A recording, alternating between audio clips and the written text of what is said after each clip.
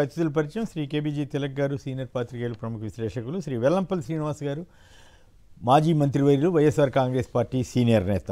రైతులకు సంబంధించి యూరియా కానీ, దివ్యాంగుల పెన్షన్లు కానీ, వీటి మీద పడుతున్నటువంటి టెన్షన్ మీద ముందుగా తిలక్ గారు ఏమంటారు? నిజంగానే దివ్యాంగుల పెన్షన్లు నిన్న చూస్తే స్తంభాలు ఎక్కిన వాళ్ళు, టవర్లు ఎక్కిన వాళ్ళు, రైతులేమో యూరియా కోసం క్యూ లైన్లు. తెలంగాణలో కూడా అట్లాగే ఉంది, ఏపీలో కూడా అట్లాగే ఉన్నట్ల.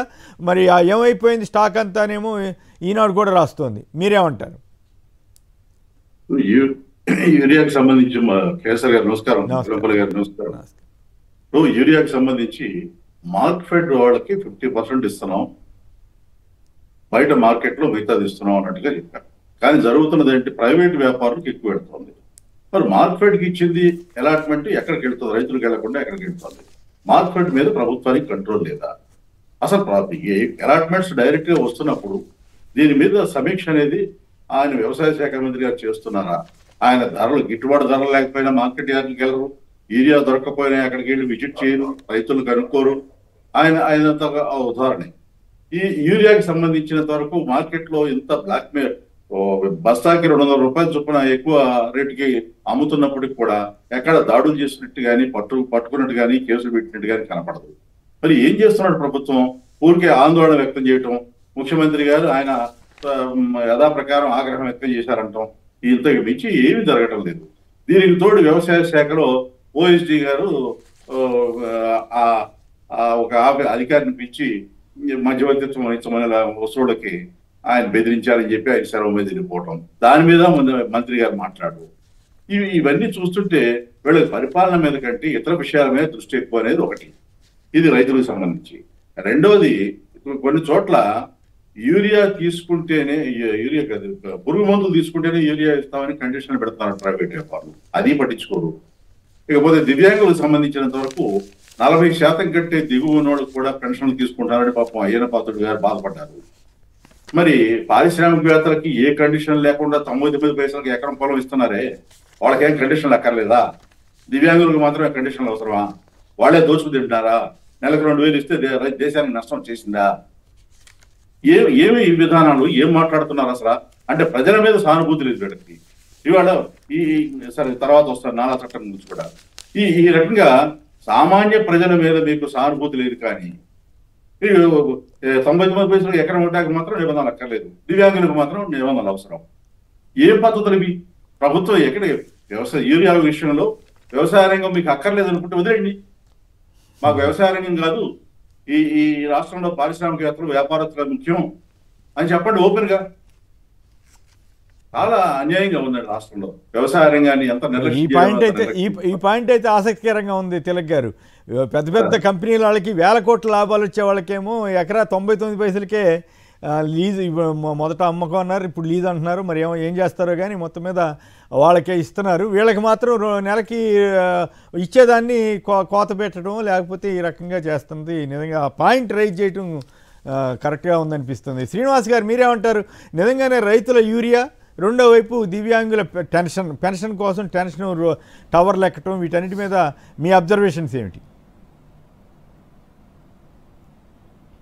సార్, ఒకటి అందరికీ కూడా నమస్కారం సార్. అక్కడ ఉన్న వారందరికీ, ప్రేక్షకులందరికీ కూడా ఉదయపూర్వ నమస్కారాలు సార్. ముఖ్యంగా ఈ కూటమి ప్రభుత్వం ఏర్పడ్డాక పరిపాలన మీద దృష్టి పోకుండా కేవలం అరాచకాలకి, దోపిడీలకి ఎమ్మెల్యేలు అందరూ కూడా దోచుకోవడానికి పనిచేస్తారు తప్ప మనకి యూరియా ఎంత కావాలి ఈ సంవత్సరం మనకంతా కూడా గణాంకాలన్నీ ముందే తెలిసే ఉంటాయి. ఇప్పుడు కూటమి ప్రభుత్వం వీళ్ళు కేంద్రంలో అధికారంగా ఉండి మనకి సరైన యూరియా ప్రొడక్షన్ తెచ్చుకోలేదంటే, ఆ ప్రోడక్ట్ తెచ్చుకోలేదే అది వీళ్ళ అసమర్థత కాదా? ఇప్పుడు తెలంగాణలో అంటే సార్ కాంగ్రెస్ ప్రభుత్వం, అది అపోజిషన్ ప్రభుత్వం కాబట్టి వాళ్ళకి సరిగ్గా అక్కడ కేంద్రం సహకరించట్లేదని చెప్పి అనుకోవచ్చు.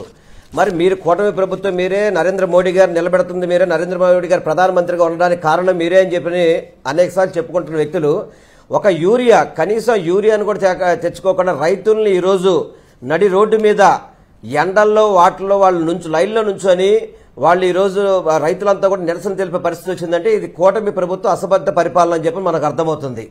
ఎందుకంటే మనకి ఒక అంచనా ఉంటుంది, మనకి యూరియా ఎంత కావాలి, డిఏపి ఎంత కావాలి, ఫర్టిలైజర్ ఎంత కావాలి అనేది అంచనా ప్రకారం తెప్పించుకోవాల్సిన బాధ్యత ఈ ప్రభుత్వం మీద ఉంటుంది. ఇప్పుడు అచ్చెన్నాయుడు గారు వ్యవసాయ శాఖ మంత్రిగా ఉన్నారు. ఆయన కనీసం వీటి మీద ఎక్కడ కూడా రివ్యూ చేసే పరిస్థితి ఉండదు. కేవలం ఊరికే మన లోకేష్ గారు ఢిల్లీ వెళ్ళినప్పుడు ఏదో ఒక లెటర్ ఇచ్చేసి వచ్చేస్తారు తప్ప దాన్ని ఫాలో అప్ చేసి యూరియా ఇంకా దారుణంగా చెప్పాలంటే మనకు వచ్చిన యూరియాలు ఇక్కడ కాకినాడ కానీ వైజాగ్ వచ్చిన యూరియాలు బయటికి వెళ్ళిపోతాయి, బయట రాష్ట్రాలకి ఇక్కడి నుంచి వెళ్ళిపోతున్నాయి. మన పోర్టులకు వచ్చిన యూరియా బయటికి వెళ్తున్నాయి అంటే వీళ్ళ అసమర్థ పరిపాలన కదా వీళ్ళకి. ఇప్పుడు మనకు కాకినాడలో ఒక పోర్టు ఉంది, వైజాగ్లో పోర్టు ఉంది. అక్కడికైనా మనకు యూరియా ప్రొడక్ట్ వస్తే మన రాష్ట్రానికి రావాల్సింది పోయి పక్క రాష్ట్రాలకు వెళ్ళిపోతున్నప్పుడు వీళ్ళు చేతకాంతరం అని చెప్పి అర్థమవుతుంది వీళ్ళందరికీ కూడా. ఇక్కడ రైతుల మీద ప్రేమ లేదు, రైతుల మీద మక్కువ లేదు, ఇక్కడ రైతులకు మేలు చేయాల ఆలోచన ఈ ప్రభుత్వానికి అసలు లేదనే దానికి ఈరోజు మనకి యూరియా షార్టేజీ, రైతులు రోడ్డు మీద రావడమే కారణం. గతంలో మీరు ఎప్పుడు కూడా రైతులు అనేది రోడ్డు మీదకి ఎప్పుడు రాలో చూసుకోండి. గత 5 సంవత్సరాల్లో ఎక్కడ రోడ్డు మీద రాలి. ఈరోజు రైతులు రోడ్డు మీదకి వచ్చి ధర్నాలు చేసే పరిస్థితి, యూరియా కావాలన్న పరిస్థితి రావడం అనేది చంద్రబాబు గారి యొక్క పరిపాలనకు నిదర్శనం చెప్పడం కూడా మీ అందరికీ కూడా తెలియపరచుకుంటున్నాను. పెన్షన్ల గురించి కూడా మాట్లాడండి. అదేవిధంగా మన పెన్షన్ల గురించి చూసుకుంటే కనుక వీళ్ళు చాలా గొప్పగా చెప్తున్నారు. మేము పెన్షన్ 4,000 రూపాయలు చేసి ఒకేసారి చేసాం, 2 నెలలు కూడా ముందు చేసామని చెప్పని గొప్పగా చెప్పుకొని ప్రతి నెల 1వ తారీఖు నాడు మాత్రం చంద్రబాబు నాయుడు కోట్ల రూపాయలు డబ్బులు ఖర్చు పెట్టి పెన్షన్ ఇవ్వడానికి వెళ్తున్నాడు అక్కడికి. కానీ ఈరోజు సుమారు దాదాపు జగన్మోహన్ రెడ్డి గారు మొట్టమొదటి రోజు చెప్తున్నారు 5 లక్షల పెన్షన్లు తీసేశారని చెప్పని. 5 లక్షల పెన్షన్లు తీసేశారు. అందులో ముఖ్యంగా దివ్యాంగులు ఈరోజు రోడ్డు మీదకి వచ్చి పాప వాళ్ళని చూస్తుంటే కనీసం జాలి లేదండి. చంద్రబాబు నాయుడు గారికి, పవన్ కళ్యాణ్ గారికి, లోకేష్ గారికి కనీసం జాలి కానీ దీని మీద మేము మాట్లాడతాం, మీ అందరికీ కూడా పెన్షన్ ఇస్తామని చెప్పి మాట్లాడకుండా సాక్షాత్తు స్పీకర్గా ఉన్న అయ్యన్న పాత్రుడు వచ్చేసి మీరు పెన్షన్లు తీసేసేయండి, పెన్షన్లు తగ్గించేసేయండి అని చెప్పని దివ్యాంగుల్ని ఇబ్బంది పెట్టే విధంగా, దివ్యాంగుల ఉసురు ఈ కూటమి ప్రభుత్వానికి తగిలే విధంగా ఈరోజు పరిపాలన జరుగుతుంది. చూడండి ఎంతమంది పాప దివ్యాంగులు రోడ్డు మీదకి వచ్చి వాళ్ళకి ఎప్పటి నుంచో పెన్షన్ వస్తున్న పెన్షన్ని ఈరోజు మీరు 4,000 రూపాయలు చేశారు కదా అని చెప్పని, అదేవిధంగా దివ్యాంగులకి అయితే 6,000 అనుకుంటాను చేసి మీరు ఈరోజు ఆ పెన్షన్ తీయడం అనేది చాలా బాధాకరం. అటువంటి దివ్యాంగులందరినీ కూడా కాపాడాల్సిన బాధ్యత కూటమి ప్రభుత్వం మీద ఉంది. రైట్. ఇక మేము 3,000 రూపాయల నుంచి పెన్షన్ 4,000 రూపాయలు చేసి చెప్పుకుంటారు తప్ప, 3,000 రూపాయల నుంచి 4,000 రూపాయలు చేసామని చెప్పుకుంటారు తప్ప ఎన్ని పెన్షన్లు తీసేశారు. అదేవిధంగా గతంలో జగన్మోహన్ రెడ్డి గారి హయాంలో 65 ఏళ్ళు ఉన్న పెన్షన్ 60 ఏళ్ళు చేశాం. కానీ ఈ ప్రభుత్వం 50 ఏళ్ళు అని చెప్పని కనీసం 60 ఏళ్ళకి ఇవ్వట్లేదు. అదేవిధంగా ఈ 15 నెలల్లో ఒక్క కొత్త పెన్షన్ ఇచ్చారు ఎవరికైనా కానీ ఒక్క పెన్షన్ మంజూరు చేయలేదు. ఉన్న పెన్షన్లు పీకేశారు. పెన్షన్ విధానంలో కానీ సంక్షేమ పథకాల విధానంలో కూటమి ప్రభుత్వం విపరీతంగా ఫెయిల్ అయిందని మాత్రం ప్రజలందరూ చెప్తున్నారు. ఇది మోసం. చంద్రబాబు నాయుడు ఎన్నికల ముందు చెప్పేది ఒకటి, ఎన్నికల తర్వాత చెప్పేది ఒకటి. ప్రజల్ని దివ్యాంగులను కూడా మోసం చేస్తున్న ప్రభుత్వం ఏదైనా ఉందంటే ఇది ఆంధ్ర రాష్ట్రంలో ఉన్న కూటమి ప్రభుత్వం అని చెప్పి స్పష్టంగా అర్థమవుతుంది మనందరికీ కూడా. మీరు ఇందాక గుర్తు చేసినట్టు బీసీలకు అనుకుంటే 50 ఏళ్లకే పెన్షన్ ఇస్తామని ఎన్నికల ప్రణాళికలు ప్రకటించారు. కానీ ఇప్పుడు అసలు ఆ ఊసే ఎత్తడం లేదు, ఉన్న వాళ్ళకే కోత పెడుతున్నట్లున్నారు. రైట్. నాలా చట్టం రద్దు, ముసాయిదాకు మంత్రివర్గం కొత్త పెన్షన్ ఒకటి వేస్తారు ఇంతవరకు 15 నెలల్లో. పరిస్థితి అట్లా ఉంది. 15 నెలల్లో పట్టణాభివృద్ధికి ఛార్జీలు వసూళ్ళు అంట. మళ్ళీ నాలా చట్టం రద్దు అయింది. ఆ నాలా ఫీజుకి తీసేస్తే తీయటం వల్ల లాభమా నష్టమా? తిలక్ గారు ఇందాక మీరే ప్రస్తావిస్తానన్నారు. ఈ నాలా చట్టం రద్దు చేస్తే మరి ఆ ఛార్జీలు కట్టక్కర్లేదు, మళ్ళీ పట్టణాభివృద్ధి ఛార్జీలు వసూలు చేస్తారంట ఇంకో పేరుతో. ఏ రాయితే ఏంటి? దీనివల్ల ప్రజలకు, వ్యాపారులకు, వెతలకు తెరనేమో వాళ్ళు అంటున్నారు. పెద్దల కోసం పేదల భూములు, నాలా చట్టం రద్దుతో వ్యవసాయం, ఆహార భద్రత తీవ్ర ముప్పు వచ్చే అవకాశం ఉందని కొందరు నిపుణులు చెబుతున్నట్లుగా మరో పత్రిక రాసింది. మీరేమంటారు? కేసర్ గారు, నాలా చట్టం అనేది ఎందుకు రద్దు చేశారు? ప్రజల కోసమా? పారిశ్రామికవేత్తలు, వ్యాపారస్తులు, రియల్ ఎస్టేట్ వాళ్ళ కోసమా అనే ప్రశ్నకి సమాధానం దొరకాలి. వాళ్ళు చెప్పేది ఏమిటి? నాలా చట్టం వలన పర్మిషన్ రావటానికి ఇబ్బంది అవుతుందని చెబుతున్నారు. అసలు విషయం ఏంటి? పారిశ్రామికవేత్తలకి 99 పైసలకి ఎకరం చొప్పున ఇచ్చినప్పటికీ కూడా నాలా చట్టం వలన వాళ్ళు హ్యాండ్ ఓవర్ చేయడానికి కొన్ని లీగల్ ప్రాబ్లమ్స్ వస్తున్నాయి. వాళ్ళకి ప్రాబ్లమ్స్ రాకుండా క్లియర్ చేయడం కోసం చేశారు. అయితే ఈ నాలా చట్టం వల్ల వచ్చే ఆదాయం పోతుంది కదా, మరి దాన్ని అర్బన్ డెవలప్మెంట్ అథారిటీస్ ఒక ఛార్జ్ వసూలు చేసుకోవడానికి పెడుతున్నారు. ఆ డబ్బుతో ఏం చేస్తారు? ఫ్లైఓవర్లు, రోడ్లు కడతారు. ఫ్లైఓవర్లు ఎక్కడ కడతారంటే గ్రామాల్లో కడతారా? అర్బన్ డెవలప్మెంట్ ఛార్జెస్ ఎక్కువ గ్రామాల మీద పడతాయి. ఈ కొత్తగా వసూలు చేసే ఛార్జీని మాకు పంచాయతీలకు ఇవ్వండి అని పవన్ కళ్యాణ్ గారు అడుగుతారు క్యాబినెట్ లో. ఇది అర్బన్ డెవలప్మెంట్ అథారిటీ వాళ్ళు వసూలు చేస్తుంది. గ్రామాలకు అసలు లైబ్రరీ చేసినప్పుడన్నా పంచాయతీకి వెళ్ళిందా? దాని గురించి పవన్ కళ్యాణ్ గారు మాట్లాడారు. ఈ ఛార్జీలు వసూలు చేసే ఛార్జీలు పంచాయతీలకు ఇవ్వమన్నారు. ఇప్పుడు రాష్ట్రంలో పెద్ద ఎత్తున పారిశ్రామికవేత్తల కోసం భూసేకరణ జరుగుతోంది, బలవంతపు భూసేకరణ. మనకి కరేడు ఇంకొక 1-2 చోట్ల మనకి పత్రికల్లో వార్తలు వస్తున్నాయి. కానీ ఈ రాష్ట్రంలో యాక్చువల్ గా ప్రజలు రోడ్ల మీదకి వచ్చి రైతులు కానీ భూములు తీసుకోవడానికి వీలేదని 32 చోట్ల ఆందోళనలు జరుగుతున్నాయి. ఇన్ని చోట్ల ఆందోళన జరిగేటప్పుడు ఎంత ఆందోళనకరంగా ఉంది రాష్ట్రంలో. ఆయన ముఖ్యమంత్రి గారు స్వయంగా ప్రభుత్వం ప్రకటించినట్టుగా విశాఖపట్నం ఏరియాలో, ఉత్తరాంధ్ర ఏరియాలో 1,00,000 ఎకరాలు కావాలన్నారు. అమరావతిలో తీసుకున్న 50,000 కాకుండా ఇంకో 40,000 ఎకరాలు కావాలన్నారు. ఇష్టం వచ్చినట్టు ఎక్కడ పడితే అక్కడ భూసేకరణ. అంటే ఇప్పుడు 1 ఎకరం పొలానికి నీటిపారుదల సౌకర్యం కల్పించాలంటే ప్రాజెక్టులు కట్టడం కానీ పంట కాలువలు కానీ ఏదైనా కానీ ఎకరానికి ఎంత ఖర్చు అవుతుంది, దాన్ని ఎంత ఖర్చు పెట్టి మీరు ప్రాజెక్టులు కడుతున్నారు. ఒక పక్కన అట్లా అంత ఖర్చు పెట్టి పొలాలకు నీళ్లు ఇస్తూ, మరో పక్కన ఆ పొలాలకు ఇచ్చిన నీళ్లు వచ్చే పొలాలను మాత్రం భూసేకరణ చెప్పి స్వాధీనం చేసుకుని పారిశ్రామికవేత్తలకు ఇవ్వటం. మీరు చేసేది ఏంటో మీకైనా అర్థమవుతుంది అసలు ప్రభుత్వానికి? ఇంత పెద్ద ఎత్తున తీసుకుని ఏం చేస్తున్నారు? 99 పైసలకు ఇస్తామంటారు. ఎవరికి ఇస్తున్నారు? పారిశ్రామికవేత్తలు అంటారు. లూలు గ్రూప్ పరిశ్రమ అవుతుందా? ఓ షాపింగ్ మాల్ పెడితే పరిశ్రమ అవుతుందా? ఆయనకి మాత్రం రూల్స్ అక్కర్లా. అందువల్ల ఈ నాలా చట్టం అనేది రియల్ ఎస్టేట్ వ్యాపారులకి వాళ్ళకి వెసులుబాటు కోసం చేస్తున్న పని ఇది. దీనివల్ల గ్రామీణ ప్రాంతాల వాళ్ళకి ఈ ఛార్జెస్ పడతాయి, వాళ్ళకి భారం, రియల్ ఎస్టేట్ వాళ్ళకి వెసులుబాటు. ఇది చంద్రబాబు గారి నీతి. ఇది ఏ రకమైన పద్ధతి అనేది నాకు అర్థం కాదు. ఈయన పవన్ కళ్యాణ్ గారు 15వ ఆర్థిక సంఘం నిధులు రాలేదు, వచ్చిన వాటిని కూడా డైవర్ట్ చేశారు ప్రభుత్వం అని అంటే ఈ కేబినెట్ లో అడగడు ఆయన. ఈ ఛార్జీలు మాత్రం పంచాయతీకి ఇవ్వమని అడుగుతారు. చాలా గమ్మత్తుగా ఉంది మంత్రుల సమావేశం. రైట్. శ్రీనివాస్ గారు మీరేమంటారు? ఈ నాలా చట్టం రద్దు చేస్తే పట్టణాభివృద్ధి ఛార్జీలను వేసినప్పుడు ఏరా అయితే ఏమైంది, ఎట్లయినా ఇదే కదా సార్. ఇప్పుడు ఈ కూటమి ప్రభుత్వం వచ్చిన తర్వాత ఎలా జరిగిందంటే సార్, ఈ పన్నుల విధానంలో విపరీతమైన పబ్లిక్ని వేధించి వాళ్ళు డబ్బులు వసూలు చేయడంలో మాత్రం చాలా, అటు వ్యాపారస్తులు కావచ్చు, ఇటు అర్బన్ డెవలప్మెంట్లో కావచ్చు, మున్సిపల్ కార్పొరేషన్లో కావచ్చు, వివిధ విధాల ద్వారా పన్నుల వసూళ్లు మాత్రం విపరీతంగా బాగుతున్నారు సార్. అంటే దొడ్డిదారిన పన్నులు వసూలు చేయడం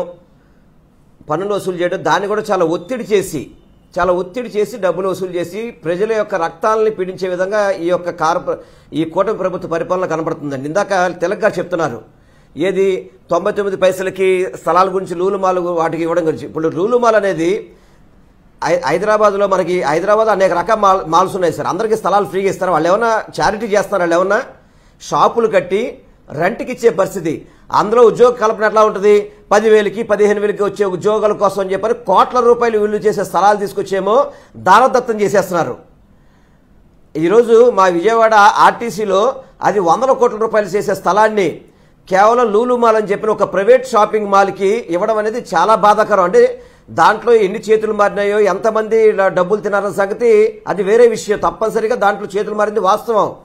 కానీ ఈ చంద్రబాబు ప్రభుత్వంలో ప్రైవేట్ ఆస్తులన్నింటినీ కూడా భయం కలిగించే విధంగా, అది ప్రభుత్వ భూములన్నీ కూడా ప్రతి ఒక్కటి కూడా బయట ప్రైవేట్ వ్యక్తులకి కట్టబెట్టేసి ప్రభుత్వ ఆస్తులన్నింటినీ కూడా చివరికి దేవాదాయ శాఖ భూములను కూడా చివరికి వీటికి ఇచ్చేదానికి ఆల్రెడీ ప్రయత్నాలు చేస్తున్నారు. దీన్ని పూర్తిగా కూటమి ప్రభుత్వం అడ్డుకోవాల్సిన అవసరం ఉంది. ప్రజా సంఘాలతో పాటు కలిసి వీటన్నిటి కూడా మేము అడ్డుకుంటూ, అదేవిధంగా ఏదైతే అక్రమంగా మీరు కొత్తగా ట్యాక్స్ వేసిన దాని మీద కూడా తప్పకుండా పోరాటాలు చేస్తాం. ప్రజల తరపున వైఎస్ఆర్సీపీ నిలబడుతుందని మాత్రం మీకు అందరూ మీ ద్వారా తెలియపరచుకుంటా సార్ నేను. రైట్. ఇజ్రాయెల్ గారు కలిదిండి నుంచి. ఇజ్రాయెల్ గారు నమస్కారం, మాట్లాడండి. అభ్యంతరకర వ్యాఖ్యలు చేయమాకండి దయచేసి. అది నాన్ అగ్రికల్చరల్ ల్యాండ్ యాక్ట్ అనేది నాలా యాక్ట్ గతంలో ఉండేది సార్. అవును. అది దాని మీద వీళ్ళు చెరువులు తవ్వుకోవటానికి లేదంటే సైట్లు ఇళ్ల స్థలాలుగా మార్చుకోవటానికి ట్యాక్స్ కట్టాల్సి ఉండింది. అవును. దాన్ని ఇక్కడ నాయకులు ఏం చేశారంటే, అది రైతులు ఇబ్బంది పడుతున్నారు చెరువులు తవ్వుకోవడానికి, మరి వ్యవసాయ భూమి ఇక్కడ అవ్వట్లేదు, వర్షాలు దాని మీద కొంత రాయితీ ఇవ్వాలనే భావంతో చెరువులకి అనుమతి ఇచ్చారండి. అవును. ఇప్పుడు అసలు సైట్లు పొలాలన్నీ వ్యవసాయం పండే పొలాలన్నీ కూడా ప్లాట్లు వేసి రాళ్ళు వేసి అట్లా నిర్వీర్యంగా ఉంచారు తప్ప ఎవరు కొనేది లేదు. ఇటు ట్యాక్స్ కూడా పోతుంది.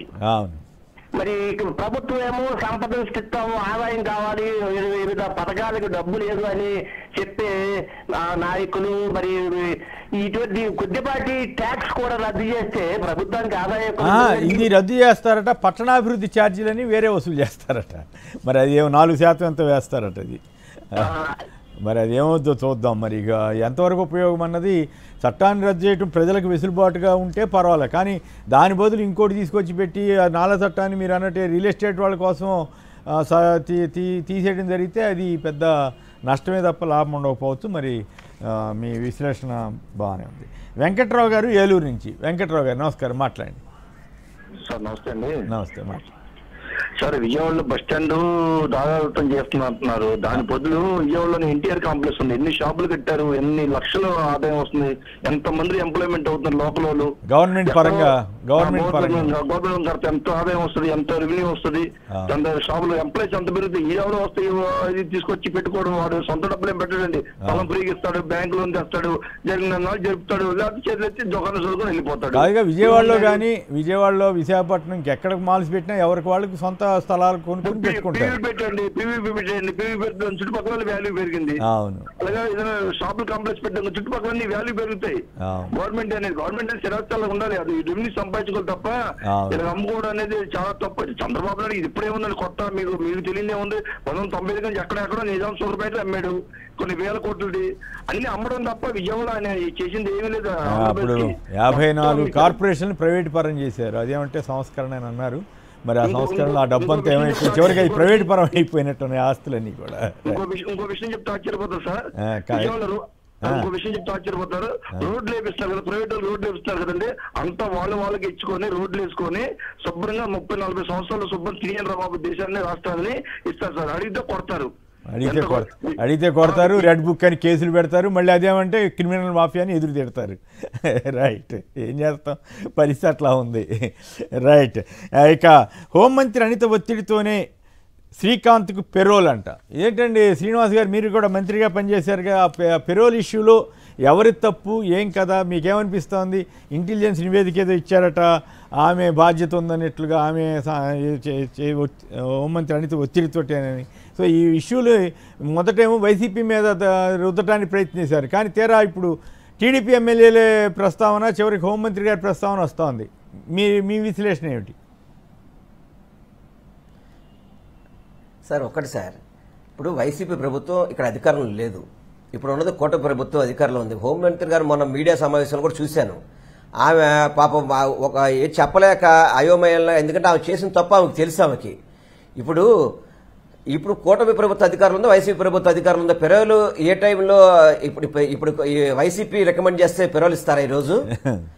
ఏదో పాత ఫోటోలు వైసీపీ వాళ్ళతో తిరిగారని చెప్పని ఏదో చూపెట్టడానికి, ఏదో మభ్య పెడతానికి తప్ప ప్రజలకు తెలియదు ఇదంతా కూడా. ఇప్పుడు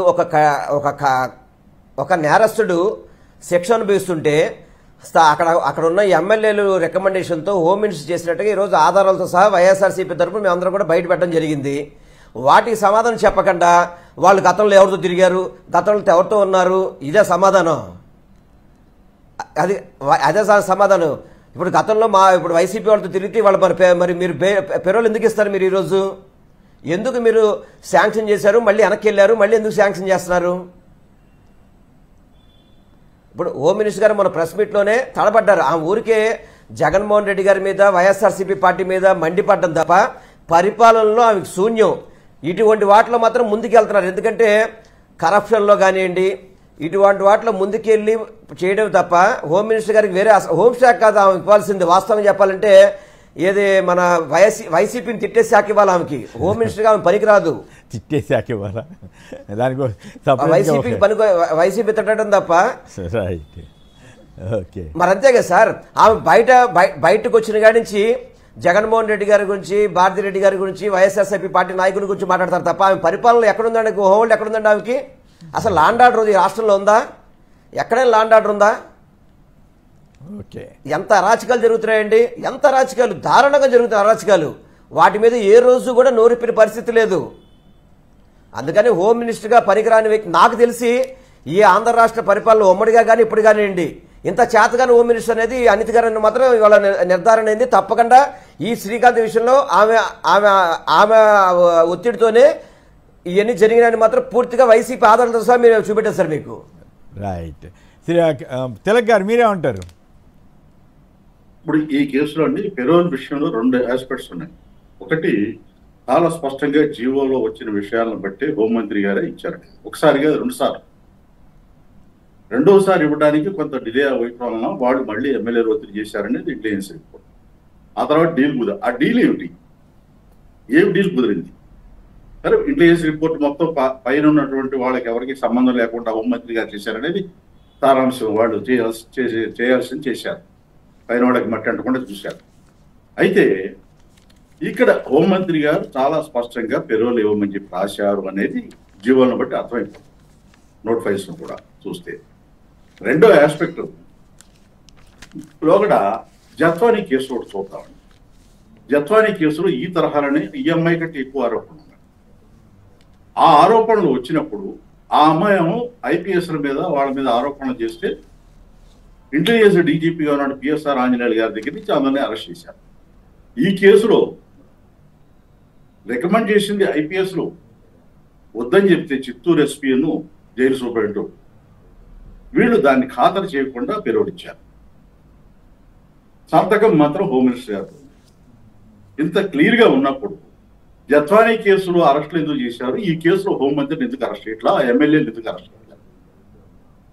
ఎట్లా తప్ప మాట్లాడుతున్నా? అది వేరు ఇది వేరు కదా, ఆ కేసు వేరు ఈ కేసు వేరు కదా, దానికి దీనికి పోల్చకూడదు. దాన్ని దీన్ని పోల్చొచ్చు అంటారా? తప్పు కదా. ఎట్లా పోల్చకూడదు సార్? ఆ కేసు అంతే కదా. ఆ కేసులో కూడా ఆ అమ్మాయికి ఆరోపణలు చేసింది కొంతమంది మీద, ఏది కేసులో అరెస్ట్ అయితే ఐపీఎస్ల మీద ఆరోపణ చేసింది, వెంటనే అరెస్ట్ చేశారు. మరి ఈ కేసులో ఈ అమ్మాయి ఆరోపణలు చేస్తుంటే ఎమ్మెల్యే హోంమంత్రి గారు సంతకం చేశారని చెబుతుంటే ఎందుకు అరెస్ట్ చేయరు? అట్లా కాదు, అది కరెక్ట్ కాదు. పెరోల్ మీద సంతకం పెడతాం కరెక్టా కాదా అనే తప్ప ఆవిడ మీద అది కేసు అవటం అరెస్టుల దాకా వెళ్ళటం కరెక్ట్ కాదు. అది సీఎం గారు డెసిషన్ తీసుకుని పదవి నుంచి తప్పించడమా లేకపోతే ఇంకో శాఖ ఇందాక అన్నట్లుగా ఇంకో శాఖ ఇవ్వటం అనేది చూడాలి తప్ప అరెస్ట్ దాకా వెళ్ళేంత తప్ప అనేది మీరు ఆలోచించాలి. అది అట్లాంటివి అంటే మళ్ళీ ఆవిడ కోపం వస్తుంది, మళ్ళీ మీ కేసులు పెడతా ఉన్న విషయం చెప్తున్నాను రికార్డులో లేదా. నేను ఒక్కటి కేసీఆర్ మీరు గొడవడుతున్నారు, ఒకటి చెప్తున్నాను చాలా క్లియర్ గా. ఇంత గొడవ జరుగుతుంటే ఎమ్మెల్యేలు రికమెండ్ చేసిన ఎమ్మెల్యేలు అరెస్ట్ చేయాలి కదా. నిన్న క్యాబినెట్ లో కూడా హోంశాఖ మంత్రి గారికి పాఠం తీసుకుంటే ఈనాడు చదవండి, లోకేష్ గారు పాఠం తీసుకున్నారంటే హోంశాఖ ఆయన చూస్తున్నారా?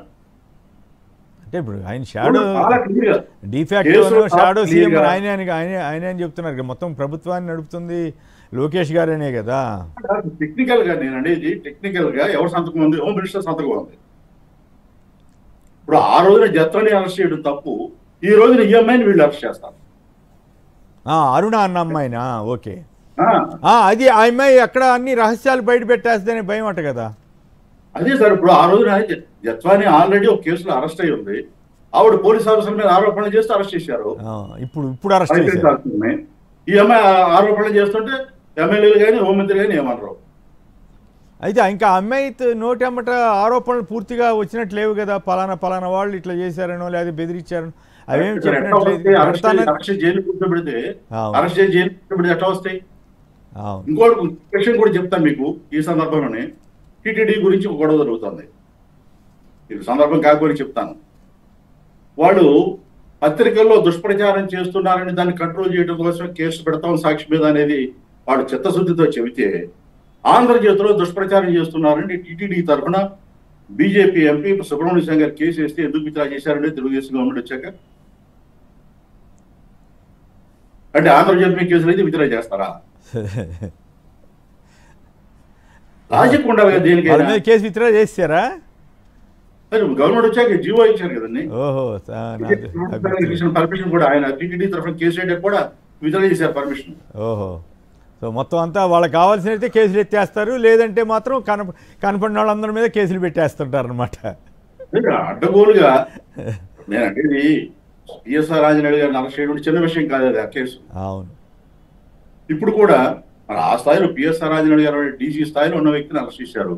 ఇప్పుడు హోంమంత్రి గారు తప్పు చేస్తే ఆవిడ అసలు ఎంత దబాయించి మాట్లాడుతుందంటే ప్రెస్ మీట్ లో మీరు తెర వెనుక జరిగిన గత 5 సంవత్సరాలు జరిగి చూడాలి కానీ ఇప్పుడు ఎవరు బెయిల్ ఇచ్చారు, ఎవరు పేరు ఇచ్చారో కాదండి అని చెబుతుంది ఆవిడ ప్రెస్ మీట్ లో. ఇంత దబాయించే మనిషిని హోంశాఖ సెక్రటరీని కూడా కాదు, ఆవిడకేం పవర్స్ లేవని అందరూ బయట చెప్పుకుంటారు డబ్బీ మంత్రిని. కాదు, పవర్స్ ఉన్నాయి, ఆవిడ పవర్స్ యూజ్ చేస్తుంది అనేది దీంట్లో తేలిపోయింది కదా పెరోల్. అయితే ఇంత ఇష్యూ అయితే చంద్రబాబు గారేమో అప్రమత్తంగా ఉండాలి పెరోల్స్ విషయంలోని సున్నితంగా చెప్పినట్టుగా రాసుకున్నారు వాళ్ళు. అట్లా సరిపోతుంది ఉండాలి. ఒకసారి అయితే రెండోసారి ఇచ్చే అతను ఒక క్రిమినల్ కేసులో అరెస్ట్ అయ్యాడు. అదొకటే నేరం కాదు, జైలు నుంచి పారిపోవడం ట్రై చేశాడు, పారిపోయాడు అనుకుంటా, మళ్ళీ పట్టుకొచ్చారు. అటువంటి పెరోల్ వచ్చా? ఇచ్చిన వాళ్ళ మీద వచ్చే యాక్షన్ తీసుకోవడం ఆయన. ఓకే, కంప్లీట్ చేయండి, పర్వాలేదు మాట్లాడండి. ఇదే కాదండి, ఇప్పుడు నేను ఇంకో సందర్భం వస్తుంది, ఎమ్మెల్యేల గురించి మాట్లాడారు, అది మళ్ళీ సపరేట్గా మాట్లాడదాం. అంటే ఓవరాల్గా ఈ హోంశాఖకు సంబంధించి ఆ ఎమ్మెల్యేలు వాళ్ళ మీద అరుణ చేసినటువంటి ఆరోపణలు, అరుణ్ని అరెస్ట్ చేయడం కరెక్టేనంటారా? మరి ఆవిడని ఎందుకు నోరు విప్పనీయకుండా అరెస్ట్ చేయాల్సిన అవసరం ఏమొచ్చింది? పోలీసులు ఇదంతా ఆయన పొలిటికల్ గవర్నెన్స్ అన్నట్టుగా వీళ్ళు పొలిటికల్ పోలీసింగే చేస్తున్నారా అనుకోవాలా? ఎమ్మెల్యేలకు ఎక్కడ ఇబ్బంది వస్తుందో, మంత్రి గారికి ఎక్కడ ఇబ్బంది వస్తుందోనో గబగబా తీసుకెళ్ళి అరెస్ట్ చేశారు. ఎప్పుడో ఆవిడ ఏది ఫోన్ చేసిందంట, ఇప్పుడు హోంమంత్రి ఆఫీస్ నుంచాను ఇప్పుడు పెట్టారట కేసు. ఇప్పుడు అరుణ్ గారు ఏం చెప్పారని అడ్మిటెడ్ రికార్డెడ్ గా ఎమ్మెల్యే లెటర్స్ ఉన్నాయి, అది హోమ్ మినిస్టర్ సంతకం ఉంది, జాయింట్ సెక్రటరీ గారు రిజెక్ట్ చేసింది ఉంది. ఇంకెవరు చెప్పాలి? ఓకే, కాకపోతే ఏంటంటే మీడియాలో అరుణ్ గారు మాట్లాడితే అది బాగా హైలైట్ అవుతుంది కాబట్టి దాన్ని పక్కదారి పట్టించడం కోసం ఈ అమ్మాయిని అరెస్ట్ చేశారు. చివరికి ఆ పరిస్థితి వచ్చింది. తిలక్ గారు చెప్పండి, ఎన్నిసార్లు చెప్పినా వింటలేదని చంద్రబాబు గారు సీరియస్ అయ్యారని రాశారు. పైగా వాళ్ళు క్రిమినల్ యాక్టివిటీ చేస్తూ వాళ్ళు దందాలు చేస్తున్నారని తెలుగుదేశం పత్రికలు కూడా గగ్గోలు పెడుతున్నాయి కదా. రాష్ట్రంలో ఇసుక దందా చేయని ఎమ్మెల్యేలు అతి తక్కువ మంది ఉంటారేమో అన్నట్టుగా రాస్తున్నారు. అనేక విషయాల్లో వాళ్ళు దౌర్జన్యాలకు పాల్పడుతున్నారు. ఇవన్నీ జరుగుతూ ఉంటే దుష్ప్రచారం జరుగుతోంది, క్రిమినల్ మాఫియా తయారైందని వైసీపీ వాళ్ళని అంటారంట చంద్రబాబు గారు. ఇప్పుడు ఎదురుగా బుడ్డా రాజశేఖర రెడ్డి అనే అరాచకాలు కానీ, కోన రవికుమార్ మీద పేరేది నసీర్ అంటే ఎవరో మీద, ఒకళ్ళ మీద ఏంటి శ్రీకాళహస్తి ఎమ్మెల్యే మీద, ఇవన్నీ క్రిమినల్ కింద క్రిమినల్ మాఫియాగా వాళ్ళు మారారా? ఆయన వాళ్ళందరినీ ప్రొటెక్ట్ చేస్తుంది ఆయన, లేకపోతే అసలు ప్రభుత్వం ఎన్నిసార్లు చెప్పినా ప్రభుత్వం సరిగా పనిచేయట్లేదా? నిజంగానే ఎమ్మెల్యేలు పనిచేయట్లేదు, ఎమ్మెల్యేల వల్ల పార్టీకి ప్రభుత్వానికి నష్టం వస్తూ ఉందా? ఇప్పుడు ఆయన క్రిమినల్ మాఫియా అన్నాడు. మొట్టమొదటి చూద్దాం, ఎలక్షన్ టైంలో క్యాండిడేట్స్ ఇచ్చినటువంటి అఫిడవిట్లను బేస్ చేసుకుని గెలిచిన ఎమ్మెల్యేల్లో క్రిమినల్ బ్యాక్గ్రౌండ్ ఉన్నవాడు ఎంతమంది అనేది దేశవ్యాప్తంగా ఒక లిస్ట్ తీశారు ఏడీఆర్ వాళ్ళు. అందులో ఆంధ్రప్రదేశ్కి వచ్చేటప్పటికి మెజారిటీ శాసనసభ్యులు తెలుగుదేశం కూటమి సభ్యుల్లో మెజారిటీ క్రిమినల్ రికార్డు ఉందని తెలిసారు. దేశంలో కన్నా ఎక్కువ ఉందని. ఇంత క్రిమినల్ రికార్డు ఉన్న వాళ్ళని మీ పార్టీలో పెట్టుకుని వాళ్ళ మీద వాళ్ళకి టికెట్లు ఇచ్చి క్రిమినల్ మాఫియాని వేరే వాళ్ళని అంటాం ఎంతవరకు సమంజసం? ఒకటి. రెండు, నిన్న 7 ఎమ్మెల్యేలు మాత్రమే నేను చేసినట్టుగా కేబినెట్ సమావేశంలో వచ్చింది. మీరు పార్టీ సమావేశాల్లో అయితే ముఖ్యమంత్రి గారు పిలిచి మాట్లాడుకోండి, ఎమ్మెల్యేలతో ఇట్లా చేయవద్దని చెప్పుకోండి, లేకపోతే చర్య తీసుకోండి, అది వేరే విషయం. ముఖ్యమంత్రి కార్యాలయానికి వచ్చి ఆ ఎమ్మెల్యేలు క్లారిఫికేషన్ ఉంటాం. క్లారిఫికేషన్ ఏంటి? మీరు తీసుకోవాల్సిన చర్య. వాళ్ళతో చర్చలు ఏంటి?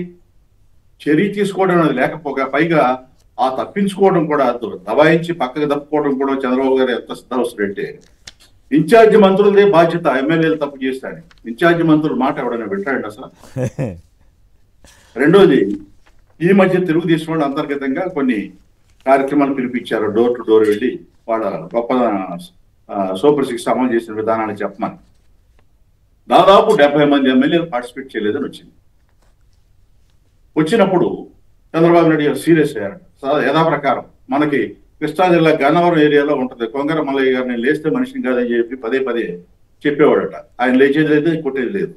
అట్లాగే ఏది వచ్చినా కానీ చంద్రబాబు నాయుడు గారు తీవ్ర ఆగ్రహం వ్యక్తం చేశారు అనేది ఈ తెలుగుదేశం అనుకూల పత్రికల్లో వస్తూ ఉంటుంది. అట్లాగే ఆగ్రహం వ్యక్తం చేశారు తప్ప ఈ 70 మంది ఎమ్మెల్యేలు మాట్లాడట్లేదు, ఎవరు కూడా పార్టీ వర్క్ సరిగ్గా చేయట్లేదు అనేది రిపోర్ట్ వస్తే వాళ్ళందరి మీద రిపోర్ట్ పెట్టుకున్నాను. ఈ రిపోర్ట్ పెట్టి వాడు చెప్పేది అది. తర్వాత కడపలో మహానాడు జరిగినప్పుడు 11 మంది ఎమ్మెల్యేలు సరిగా పనిచేయట్లేదు, ఆరోపణలు వస్తున్నాయి పదే అట్లా తిరువురు ఎమ్మెల్యేతో సహా ఇట్లా వచ్చినాయి అని వచ్చినప్పుడు ఆ 11 మంది ఎమ్మెల్యేలు ఉన్న చోట పార్టీ ఇన్ఛార్జ్ నియోజకవర్గ ఇన్ఛార్జీలను మార్చాలని ఒకటి అనుకున్నారు. మళ్ళీ ఎందుకు భయపడ్డారో వాటికి వెనకడిగేశారు, అది చేయలే. తర్వాత నిన్న 7 ఎమ్మెల్యేల పేర్లు నేమ్ చేశారు. నేమ్ చేసినప్పటికి కూడా అందులో మరి ఈ ఇండస్ట్రియలిస్టులను బెదిరించిన వాళ్ళ పేర్లు ఎందుకు లేవు? మీరు దివాకర్ రెడ్డి గారు కానీ, లేకపోతే ప్రభాకర్ రెడ్డి గారు కానీ, లేకపోతే కడప జిల్లాలో ప్రభాకర్ రెడ్డి గారి అయితే మరీ అన్యాయం. ఆ పెద్దారెడ్డి గారు హైకోర్టుకి వెళ్ళి తెచ్చుకున్నా కూడా ఎంటర్ కానివ్వలేదు. అసలు ఒక సామ్రాజ్యం, అది ఏమన్నా అది వేరే దేశమో ఏంటో అర్థం కావట్లేదు. అటువంటి వాటి మీద కూడా చర్య తీసుకోవట్లే. మళ్ళీ మాది చాలా మంచి ప్రభుత్వం అనేమో చెబుతుంటారు. అదే ఇండస్ట్రియలిస్టులు పారిపోతున్నారని చెబుతారు. ఇండస్ట్రియలిస్టులు బెదిరించి మామూలు కోసం బెదిరిస్తున్నది ఎమ్మెల్యేలే. వాళ్ళని 7 ఎమ్మెల్యేలు లేరు. వాళ్ళు ఇష్టారాజ్యంగా చంద్రబాబు నాయుడు గారు ఎవరి మీద చర్యలు తీసుకునే పరిస్థితి లేదండి. ఎందుకంటే లోకేష్ గారిని చూసి భయపడతారు తప్ప చంద్రబాబు నాయుడు గారిని చూసి భయపడే పరిస్థితి 70 మంది ఎమ్మెల్యేలు ఆయన పిలిపించినప్పుడు కూడా డోర్ టు డోర్ వెళ్ళి సూపర్ సిక్స్ గురించి చెప్పలేదంటే ఆయనకి ఎంత కంట్రోల్ ఉంది పార్టీ మీద అనేది అర్థమైపోతుంది. కొలుపుపూడి శ్రీనివాసరావు గురించి చెప్తారు. కొలుపుపూడి శ్రీనివాసరావు మరి ఒక వైసీపీ నాయకుడు ఇంటికి వెళ్ళి బుల్డోజర్ పెట్టి ఇల్లు కూల్చేస్తే ఎందుకు యాక్షన్ తీసుకోలేదు? ఇవన్నీ వాళ్ళు ఇప్పుడు లేటెస్ట్ గా బుడ్డా రాజశేఖర రెడ్డి గారికి వివరాలు వింటంటేనే ఒళ్ళు గగురు పొడుస్తోంది. ఆ శ్రీశైలంలో అటవీ శాఖ సిబ్బందిని మీద చేసిన అఘాయిత్యానికి ఆయన మీద కూడా ఏమి చర్య తీసుకున్నట్లేరు కదా. ఇందాక అంబటి రాంబాబు గారు కూడా ప్రెస్ కాన్ఫరెన్స్ అడిగారు. ఎక్కడ తీసుకోరండి, మీకు షో బిజినెస్ ఎక్కువ. ఇప్పుడు పవన్ కళ్యాణ్ గారు కాకినాడ వెళ్ళి సీతి షిప్ అన్నారు. ఈ మధ్య వారం క్రితం మళ్ళీ ఈస్ట్ గోదావరి వెళ్ళినప్పుడు, వారంలో 10 క్రితం వెళ్ళినప్పుడు వాళ్ళ నాయకులతో మాట్లాడితే ఏమన్నారు, అక్కడ మీకు బియ్యమే కాదయా ఆయిల్ కూడా ఎక్స్పోర్ట్ అవుతుంది ఇక్కడి నుంచి అని చెప్పారు. కొత్త విషయం బయట పెట్టారు. చేస్తుంది ఎవరు? ఇప్పుడు సంవత్సరం నుంచి మీ కూటమి నాయకులు కాదా? వాళ్ళ మీద ఎందుకు యాక్షన్ తీసుకోలేదు? అడావుడు చేశారు కదా వైసీపీ వాడు బియ్యం ఎగుమతి చేస్తున్నారని. ఇవన్నీ వాళ్ళు ఏది చర్య తీసుకోరండి. వాళ్ళు ఎంకరేజ్ చేస్తున్నారు. ఒక వైపునేమో ఆరోపణలు వైసీపీ మీద చేస్తుంటారు. ఇంకా సంవత్సరం అయిపోయినా కానీ వైసీపీ వాడు అద్దెన్నారని చూస్తూ ఉంటారు. కాదు ఇంతమందిని అరెస్ట్ చేసి అన్ని తప్పుడు కేసులు పెట్టి మళ్ళీ క్రిమినల్ మాఫియా దుష్ప్రచారం చేస్తుందని చెప్తున్నారు. ఓ పక్కేమో క్రిమినల్ యాక్టివిటీస్ పాల్పడుతుందేమో టీడీపీ ఎమ్మెల్యేలు, కూటమి ఎమ్మెల్యేలు, జనసేన వీళ్ళ మీద వాళ్ళు చర్య తీసుకోకుండా ఒక్క కేసు పెట్టకుండా మళ్ళీ చంద్రబాబు గారు లాంటి వాళ్ళు ఈ వయసులో ఆయన కాస్త హుందాగా ఉండి మొత్తం ఎవరైనా తప్పు చేస్తే తప్పని కేసు పెడితే పెట్టండి. అప్పుడు మీకు గుర్తుంది కదా, కోటమిరెడ్డి శ్రీధర్ రెడ్డి గారు వైసీపీలో ఉన్నప్పుడు ఒక మహిళా ఎంఆర్ఓ మీద అరిచారని చెప్పి ఏకంగా కేసే పెట్టారు, అరెస్ట్ కూడా చేశారు. అలాంటిది అసలు చేయకపోగా అప్పుడు అట్లాంటి ప్రభుత్వాన్ని సైకో అని అదని ఇదని తిట్టారు. ఇప్పుడు ఈ ప్రభుత్వంలో ఇన్ని జరుగుతుంటే కూడా వాళ్ళని ఎవరు అంటలేదు, పై ఎదురు వీళ్ళే అంటున్నారు పైగా క్రిమినల్ మాఫియా అని. ఇప్పుడు సైకో ప్రభుత్వంగా ఇప్పుడుందా అప్పుడుందా? అదే సార్, ఇప్పుడు వాళ్ళు ఏది జరిగినా కానీ దాన్ని తీసుకొచ్చి ప్రభుత్వం సైకో ప్రభుత్వం అండి. ఓకే, మళ్ళీ మాట్లాడుతురు కానీ మీరు శ్రీనివాస్ గారు ఓకే కంప్లీట్ చేయండి తెలంగాణ గారు. క్రిమినల్ మాఫియా అని చెబుతూనే ఇప్పుడు నేను చాలా క్లియర్ గా ఇందాక చెప్పిన ఏడీఆర్ రిపోర్ట్ కానీ, ఇప్పుడు జరుగుతున్న పరిణామాలు కానీ, సంవత్సరం నుంచి జరిగిన పరిణామాలు కానీ, ఈ ఎమ్మెల్యేలు ఎంతమంది క్రిమినల్స్ ఉన్నారు, వాళ్ళ మీద యాక్షన్ తీసుకున్నారు, వాళ్ళ క్రిమినల్ యాక్టివిటీ మీద నిఘా ఉందా, వాళ్ళు తీసుకున్న చర్యల మీద యాక్షన్ తీసుకున్నారా? ఏదీ లేదు కదా. డీజీపీకి అయితే అపోజిషన్ వైసీపీ వాడు రిప్రజెంటేషన్ వస్తానని నేను 2 సార్లు గమనించాను. 2 సార్లు అపాయింట్మెంట్ ఇవ్వడు ఆయన. కేసులు కూడా పెట్టట్లేదు. ఎవరు వెళ్ళి నిన్న నేను ఒక వీడియో విన్నాను. ఎవరో ఒక మహిళ ఎక్కడ మన వినుకొండ దగ్గర ఎక్కడో బొల్లాపల్లిలో సమ్ విలేజ్లో ఆ అమ్మాయి మీద అత్యాచారయత్నం చేసినటువంటి వ్యక్తి మీద కేసు కూడా పెట్టట్లేదట. అదేంది ప్రయత్నం చేసిన వ్యక్తి మీద కేసు ఎందుకు పెట్టట్లేదని ఆవిడ ఎస్పీ దగ్గరికి వెళ్ళినా కూడా అవ్వలేదంట. లేదంటే ఇంకొకటి ఏమంటే డిఎల్ రవీంద్రారెడ్డి గారు చెబుతున్నారు పారాసెటమాల్ కూడా దొరకట్లేదు గిరిజన ప్రాంతాల్లో. పైగా 44 మందికి ఎవరికో ఉద్యోగాలు వస్తే వాళ్ళకి జీతాలు కూడా ఇవ్వట్లేదంట. ఎందుకంటే ఎమ్మెల్యేని రికమెండ్ చేయించాలి అని చెబుతున్నారట. ఆయన కిందటిసారి తెలుగుదేశానికి మద్దతు ఇచ్చాడు. ఇప్పుడు ఆయన మాటలు వింటే ఈ ప్రభుత్వం ఎంత అధ్వానంగా ఉందనేది జనానికి తేటతెల్లంగా అన్నట్లుగా అనిపిస్తుంది అనమాట. మరి ఇప్పుడు ఆయన మీద కూడా ఏమైనా చేస్తారేమో. ఆయన దుష్ప్రచారం చేసినట్ల ఇప్పుడు డిఎల్ రవీంద్రారెడ్డి గారు క్రిమినల్ మాఫియాలో చేరిపోయాడా లేదా ఏంటనేది చంద్రబాబు గారు చెప్పాలి. ఆయనకి మద్దతు ఇచ్చారు కదా. కరప్షన్ విషయంలో మనం అసలు చెప్పాల్సిన అవసరం లేదు అనేది, ఎంత ర్యాంపెట్ గా ఉందనేది చెప్పాల్సిన అవసరం లేదు. ఆకాశం హద్దుగా జరుగుతుంది. జరిగేది ఏంటంటే క్రిమినల్ యాక్టివిటీ. అక్రమ కేసులు, దుష్ప్రచారం. పోలీస్ శాఖ లేకుండా ఈ పార్టీ రాజకీయాలు చేయలేదు, ఈ ప్రభుత్వం నడవలేదు అనేది ఇప్పటికి రుజువు అయిపోయింది. రైట్, దేనికైనా పోలీసులే, అది జర్నలిస్టులు ఉండండి, ఇంకెవరన్నా ఉండండి. అంతే. రైట్. కృష్ణా, చిత్తూరు నుంచి కృష్ణ గారు నమస్కారం, మాట్లాడండి సంక్షిప్తంగా. నమస్కారం సార్. నమస్కారం. శ్రీనివాసరావు గారు, మీ ప్రోగ్రామ్ మేము ఫాలో అవుతుంటాము. ప్లీజ్ నాకు ఒక్క నిమిషం టైం ఇవ్వాలి సార్. చెప్పండి, ఏదైనా అభ్యంతరకరంగా మాట్లాడొద్దు. అభ్యంతరకరంగా ఉండదండి. మీ డౌట్స్, మీకు వచ్చే డౌట్స్ అన్ని నేను క్లియర్ చేస్తానండి. మీరు చేస్తారా? అవునవును. మీకు మనం ఇలాంటి అభ్యంతరకరం ఏం లేదండి. అంటే మన డిబేట్ చెప్పండి, దయచేసి చెప్పండి. మన తిలక్ గారు, విజయ్ బాబు గారు, కృష్ణరాజు గారు, వీళ్ళ డిబేట్ విని మీరు 150 సీట్ల నుంచి 11 సీట్లకు వచ్చారండి. ఓకే. కానీ అది మీరు చెప్పేది అర్థమైంది, మీ విషయం అర్థమైంది. మీరు పొలిటికల్ గా సమాధానం చెప్పండి. శ్రీనివాస్ గారు మాట్లాడండి. సార్, ఒకటి ఇప్పుడు ఏదైనా ఉంటే పార్టీ ఉంటే నాతో మాట్లాడండి, కానీ మీరు 11కి వచ్చారు 10కి వచ్చారు అనే సంగతి పక్కన పెట్టండి. ఇవన్నీ కూడా రాజకీయంగా ఓడిపోవడాలు గెలుపుకోవడాలు జరుగుతుంటే తప్ప కిందసారి 23కి వెళ్ళిపోయారు కదా, అట్లా కాదు. ఇంకోటి ఏమంటే ఈ ఒక్కదానికి పవన్ కళ్యాణ్ 2 చోట్ల ఓడిపోయాడు, పవన్ కళ్యాణ్ కూడా 2 చోట్ల ఓడిపోయాడు. అవును, దానికి ఇంకేం. ఇంకొకటి ఏంటంటే కిందసారి ఈవీఎంల మోసం జరిగిందా లేదా, 49 లక్షల ఓట్లు ఎట్లా ఎక్కువ వెళ్ళినాయి, ఎక్కువ రికార్డ్ అయినాయి, వాటికి సమాధానం చెప్పిన తర్వాత మిగతాది ఏమైనా మాటలు. ఇక్కడ పాయింట్ ఏంటంటే ఆ ప్రభుత్వం రైట్ మంచిగా చెడో జరిగింది, వాళ్ళు వాళ్ళ విధానాల ప్రకారం వాళ్ళు వెళ్ళారు, సరే మీరు అనుకున్నట్టు గెలిచిన తర్వాత ఇప్పుడు ఏం జరుగుతుంది? అప్పుడు 10 లక్షల కోట్లు 14 లక్షల కోట్లు అప్పు అన్నారు, మరి ఏది చూపించరే. మరి ఇప్పుడు ఏడాదిలోనే రికార్డు స్థాయిలో 2 లక్షల కోట్లు ఎట్లా అప్పు చేశారు? ఇవన్నీ చెప్పుకుంటే వెళ్తే 100 ఉంటాయి.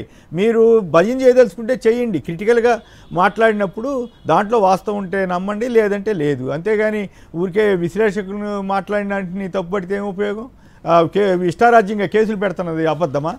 మీరు రైట్, మీరు మాట్లాడండి శ్రీనివాస్ గారు. ఈ అరాచకం పైగా ఆయన ఎవరో ఫోన్ చేశాడు కృష్ణ అనే పేరు మీద, ఆయనకి మేం చెప్పట్లేదు, ఎమ్మెల్యేలే అరాచకంగా ఉన్నారని చంద్రబాబు గారే చెబుతున్నారు. వాళ్ళ అరాచకాలకు అడ్డుకట్టకపోతే అప్రదర్శన చేస్తున్నారని వాళ్ళే చెబుతున్నారు. మంత్రి గారికి సంబంధించి ఇంటెలిజెన్సే రిపోర్ట్ ఇచ్చింది. అవన్నీ మీకు బ్రహ్మాండం భజగోవిందం ఉంటే భయం చేసుకోండి. రైట్. శ్రీనివాస్ గారు చెప్పండి, ఈ బుడ్డా రాజశేఖర రెడ్డి గారు అరాచకాల గురించి ఇటువంటి వాళ్ళు పట్టించుకోరు కాబోలు. చూడండి, వీటన్నిటి మీద మీ కామెంట్ చెప్పండి. ఎమ్మెల్యేలకు సంబంధించి చంద్రబాబు గారు నిజంగా చర్య తీసుకుంటున్నారు, క్రిమినల్ మాఫియాగా దుష్ప్రచారం చేస్తున్నారని ఆయన అంటున్నారు. ఇంతకీ క్రిమినల్ మాఫియా ఎవరు? సార్, ఒకటి సార్, ఈ కూటమి ప్రభుత్వంలో ఎమ్మెల్యేల అరాచకాలు అంత ఇంత కాదండి. దాన్ని కంట్రోల్ చేసే పరిస్థితిలో చంద్రబాబు నాయుడు కానీ ఎవరు కూడా లేరు. ఎందుకంటే మాట్లాడితే ఊరికి ఏదైనా ఎమ్మెల్యేది వివాదం బయటకు రాగానే చంద్రబాబు నాయుడుకి సీరియస్ అయ్యారు, చంద్రబాబు నాయుడు ఆగ్రహించారని చెప్పి అన్నారు తప్ప ఎవరి మీద ఒక్క ఎమ్మెల్యే మీద యాక్షన్ తీసుకున్నాడు సార్? ఇప్పుడు బుడ్డా రాజశేఖర రెడ్డి ఒక ఫారెస్ట్ అధికారిని కొడితే, కారులో ఎత్తుకొని తిప్పి కొడితే అతని మీద ఏదైనా యాక్షన్ తీసుకునే పరిస్థితి ఉందండి? ఒకేమో దానికి సంబంధించి శాఖ మంత్రివర్యులు డిప్యూటీ సీఎం గారేమో చిన్న ట్వీట్ చేసి వదిలేస్తారు, హోమ్ మినిస్టర్ గారు దాని గురించి మాట్లాడరు. అదేవిధంగా చంద్రబాబు నాయుడు గారేమో ఆగ్రహించారని చెప్పి అంటారు.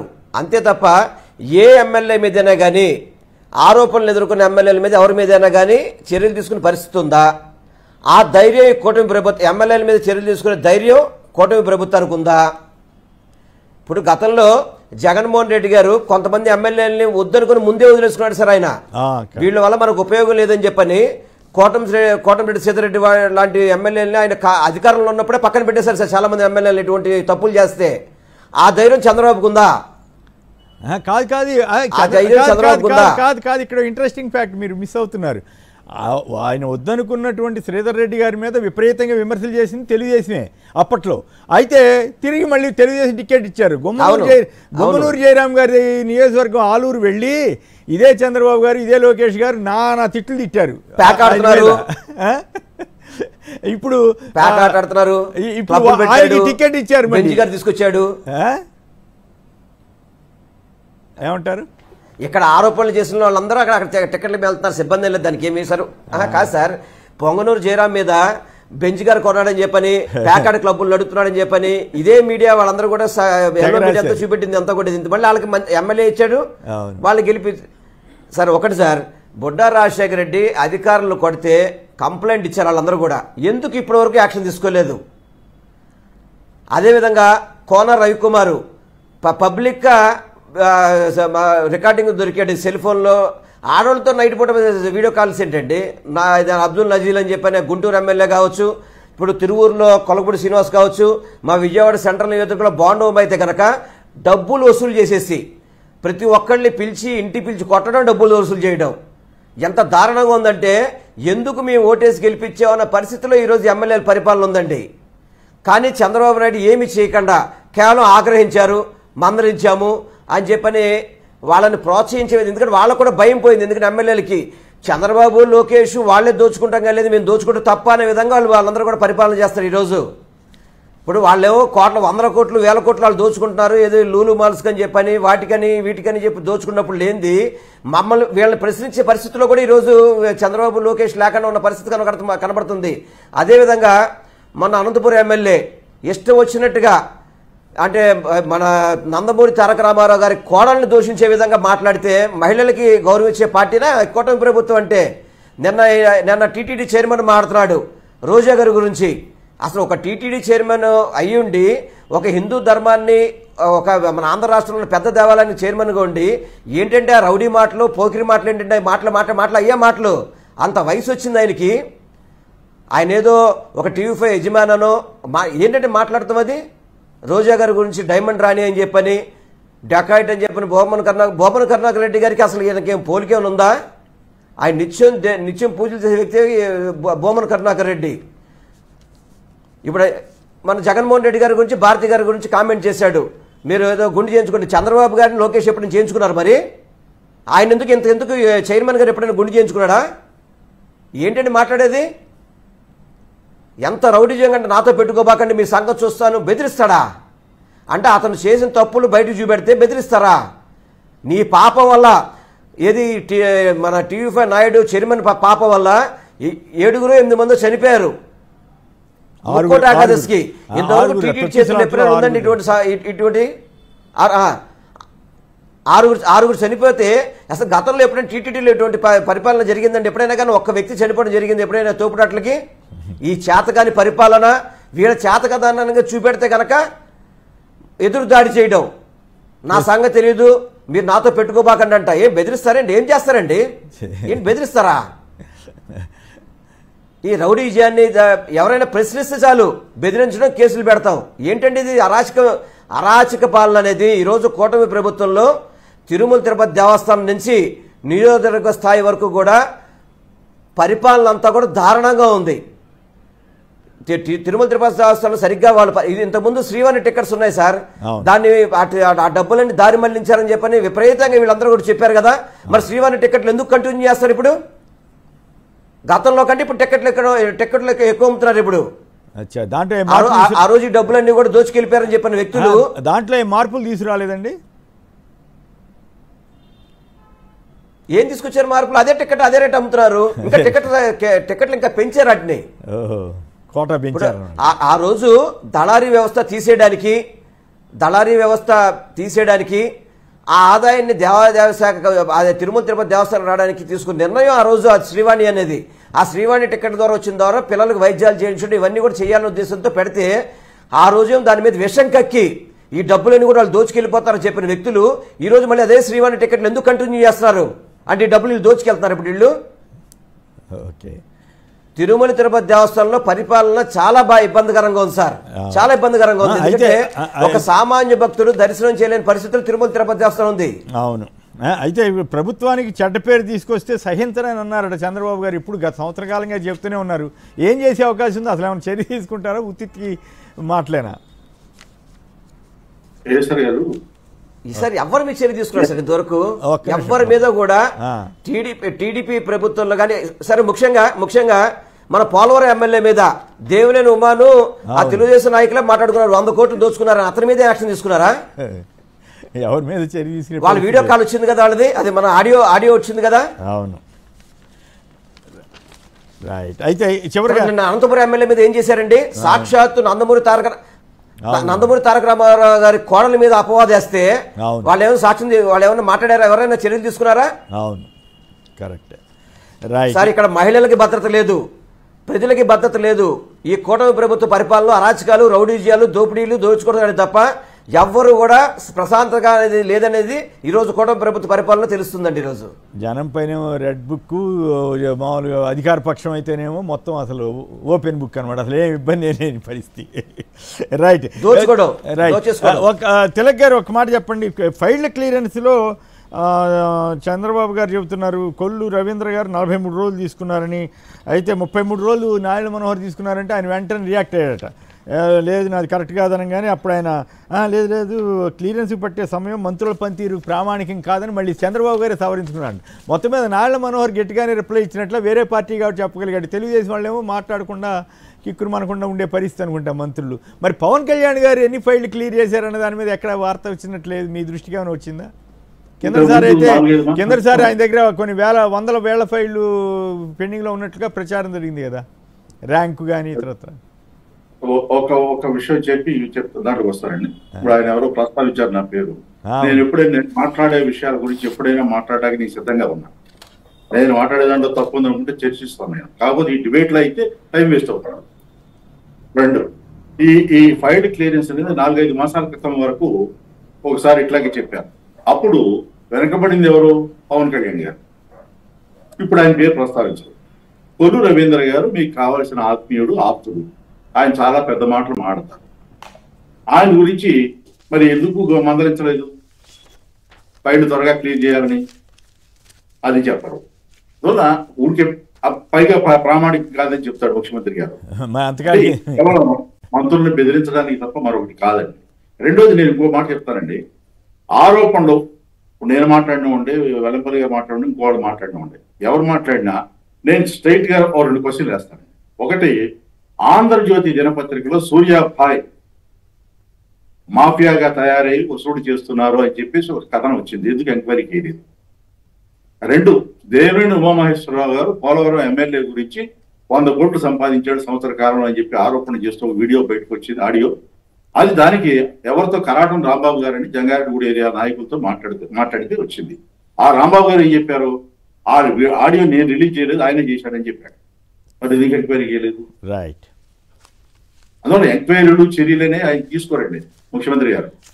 లీకులు మాత్రం ఇస్తారా? రైట్. ఈ ప్రభుత్వం మీద టీడీ వాళ్ళు ఇచ్చినట్టుగా దుష్ప్రచారం చేస్తున్నారని సూర్యాభాయ్ రాశారు. ఆంధ్రజ్యోతి మీద కేసు వేయచ్చు కదా? కాదు, దుష్ప్రచారం అంటే అసలు గత 5 ఏళ్లలో చంద్రబాబు జగన్ గారి ప్రభుత్వం మీద చేసినంత దుష్ప్రచారం మనమైతే నా ఎక్స్పీరియన్స్లో ఎప్పుడు చూడలేదు. విమర్శలు చేయటం వేరు, దుష్ప్రచారం చేయటం వేరు. అచ్చంగా దుష్ప్రచారమే కదా. ఏది అదేంటి బిల్లు, మన రీసర్వే వ్యవహారం, టైటిలింగ్ యాక్టు మొత్తం అవన్నీ కూడా జగన్ గారు లాగేసుకుంటాడు భూములని, ఇట్లాంటి పచ్చి అబద్ధాలు చేసి ఇప్పుడు మళ్ళీ అదే రీసర్వేకి కేంద్ర ప్రభుత్వం నుంచి డబ్బులు వస్తే హ్యాపీగా తీసుకుంటున్నారు. ఒకటి అనేక ఏదైతే ఎన్నికల ముందు మా మీద దుష్ప్రచారం చేసిన కంటిన్యూ చేస్తారు సార్. ఇప్పుడు అవన్నీ కంటిన్యూ చేస్తారు సార్ ఇప్పుడు అన్ని కూడా. రైట్. ఓకే. తిలక్ గారు, వెల్లంపల్లి శ్రీనివాస్ గారు పలువురు మాట్లాడారు. అందరికి కూడా ధన్యవాదాలు. ఇది నేటి చర్చా కార్యక్రమం. నమస్కారం.